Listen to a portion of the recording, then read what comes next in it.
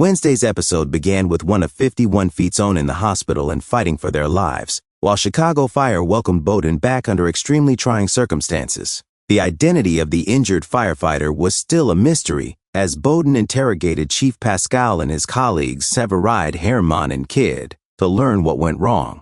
A few likely candidates were Carver, who had recently returned on a 30-day furlough, which caused Bowden to wonder if he was prepared to resume his job. Cruz, who hadn't slept well the night before, came next. Bowden was entrusted with identifying the culprit, as spectators pondered who had been left behind in the catastrophic house fire. Pascal, Severide, Herman, and Kidd each described the various ways that things went wrong, ranging from Cruz's tank breaking down to the absence of traffic control to the difficulty to get water quickly enough. Pascal gave the order for everyone to leave when he noticed that the house was going to collapse. An alarm indicated that someone had been left behind, but Herman counted 6 firefighters in and 6 out. Herman wondered why the chief had called. Perhaps no one would have been harmed if they had had more time.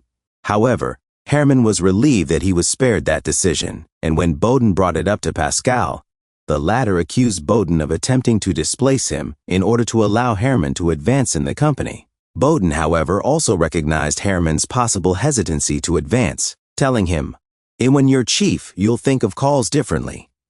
If that's still your desire, you'll see." Bowden was the one who eventually pieced together what had transpired during the incident. A 7th firefighter was inside the house. Carver saw Clarence fall through the fallen floor and followed him in, against Stella's orders to retreat. Severide, meantime, thought Carver was Damon, who had managed to escape Clarence and reach the attic before being crushed beneath the roof.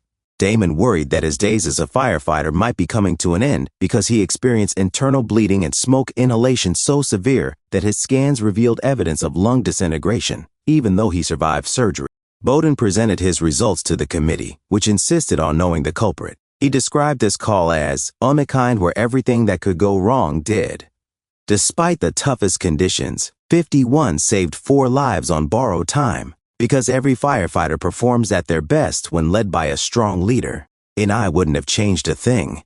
Bowden came to the conclusion that Chief Pascal and his officers had done all the correct decisions.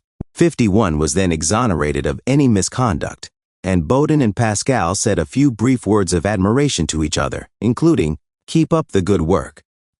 "And I'll see to it that you do," Bowden said to Pascal. Another instance that demonstrated Pascal's progress with the firehouse was when Stella returned to Bowden because she felt uncomfortable mentioning that the new chief had been on a tricky.